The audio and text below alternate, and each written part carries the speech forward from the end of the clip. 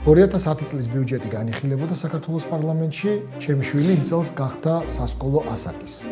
ბიუჯეტის პროექტით აღმოაჩინე, რომ ჩემ შვილს სახელმწიფო თურმე ყიდულობდა სახელმძღვანელოებს. მაშინ როცა ჩემ ოჯახს ამის საჭიროება ნამდვილად არ ჰქონდა.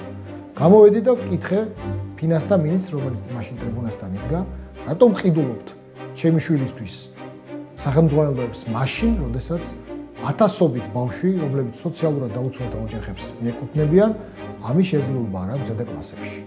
მთავრობა იძულებული გახდა გაეზიარებინა ჩვენი იდეა და შეიქმნა ახალი პროგრამა სოციალურად დაუცველი ოჯახებისთვის და მათი ბავშვებისთვის სახელმწიფომ შეიძინა სახელმძღვანელოები. ჩვენ დღეს ვართ ოპოზიციაში, ჩვენ არა ვართ ხელისუფლებაში, მაგრამ ჩვენ მოვახერხეთ და შევძელით ამ პროგრამის შექმნა. ხვალ როდესაც ქრისტიან-დემოკრატიული ხელისუფლება იქნება, საქართველოში არ იქნება არც ერთი ბავშვი, მისთვისაც განათლება იქნება ხელმისაწვდომი.